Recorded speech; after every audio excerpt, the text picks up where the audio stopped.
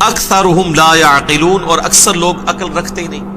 وَإِذَا قِيلَ لَهُمْ، اور یہ جو عقل استعمال نہیں کرتے، جو بیوقوف لوگ ہیں، جو عقل سے پیدل لوگ ہیں، ان کی سب سے بڑی نشانی قرآن حکیم میں جگہ جگہ یہی بیان ہوئی ہے. جب ان سے کہا جاتا ہے تعالوا الی ما انزل اللہ والی الرسول، کہ آؤ اس بات کی طرف جو اللہ نے نازل کی ہے، یعنی قرآن، والی الرسول، اور رسول اللہ کے قدموں میں حاضر ہو، ان سے دین سیکھو، تو یہ تو کہتے ہیں ہم باپوں کے پیچھے چلیں گے، اپنے بزرگوں کے پیچھے چلیں گے.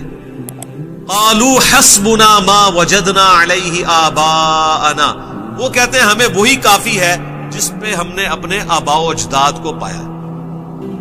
ہم تو شروع سے ہی 11ویں دیتے آئے ہیں. ساڈے دادا جی دے ایتھے ہاتھ بندے سن، میرے ابا جی تے میلاد دے جلسے وچ اگے اگے ہوندے سن، میرے نانا جی تے پوری زندگی تبلیغی جماعت وچ رہے نے. 10 محرم دا جلوس تے نکلدے ہی ساڈے گھروں سی. ہن تسی کہہ رہے ہو ماتم غلط ہو گیا.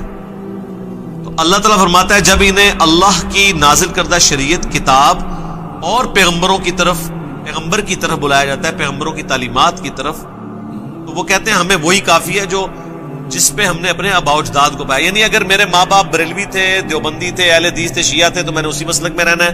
قادیانی تھے تو اسی مسلک میں رہنا ہے. میں نے نہیں سوچنا کہ کہیں ہم غلط تو نہیں ہے. ایون اللہ کا پیغمبر بھی بلائے تب بھی نہیں سننی، قرآن بھی بلائے تب بھی نہیں سننی. اللہ تعالیٰ نے اس پہ ورڈکٹ دی ہے. اَوَلَوْ كَانَ آبَاؤُهُمْ لَا يَعْلَمُونَ شَيْئًا، شَيْئًا، بابت شاہی کوئی نہیں. یہ وہی آ گیا. شاہ اردو، پنجابی میں، عربی میں بھی ہے. اَوَلَوْ كَانَ آبَاؤُهُمْ لَا يَعْلَمُونَ شَيْئًا، اگرچہ ان کے باپ دادا کوئی شے کا علم نہ رکھتے ہوں تب بھی یہ ان کے پیچھے چلیں گے. وَلَا يَهْتَدُونَ، اور نہ وہ ہدایت یافتہ ہوں. اس میں یہ بلائڈ ہے کہ اگر کسی کے باپ دادا واقعی قرآن و سنت پہ چل رہے ہیں تو اسے اب ریویزٹ کرنے کی ضرورت نہیں ہے.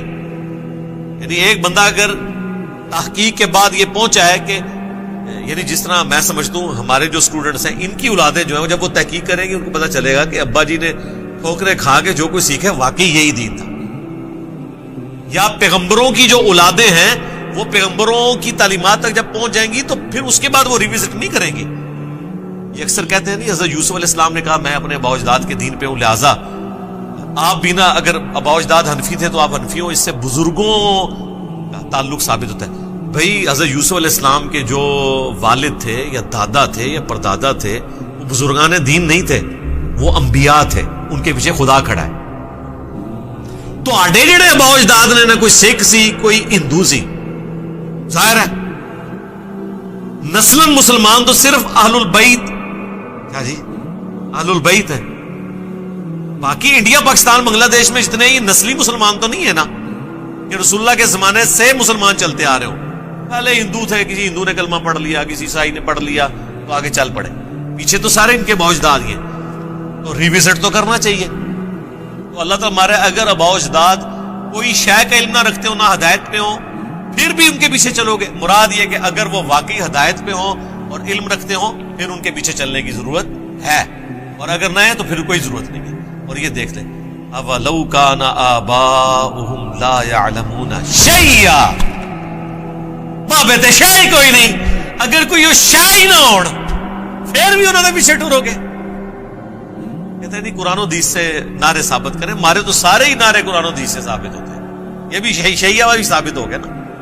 علمی کتابی تو میں نے آپ کو بتایا تھا، ایتونی بکتاب من قبل ھذا او اثارۃ من علم ان کنتم صادقین. اے نبی ان سے فرماؤ لاؤ میرے پاس کوئی کتاب اگر ہے اس قرآن کے نزول سے پہلے، یا انبیاء کے کوئی آثار ہوں، یعنی سنت، علم کے آثار، اگر تم واقعی سچے. ایتونی بکتاب من قبل ھذا او اثارۃ من علم، کتاب بھی اور علم بھی. پھر ہم کیوں نہ کہیں نہ میں وابی نہ میں بابی، میں ہوں مسلم علمی کتابی. یعنی یہ مسلم کی ہی آگے ڈیفینیشن ہے کہ مسلم کون ہوتا ہے؟ جو علمی کتابی ہو. وَسَمَّاكُمُ الْمُسْلِمِينَ مِنْ قَبْلُ وَفِي هَذَا. ابراہیم علیہ السلام نے قرآن کے نزول سے پہلے تمہارا نام مسلم رکھ دیا تھا، اور اللہ نے بھی اس کتاب میں تمہارا نام مسلم انڈورس کر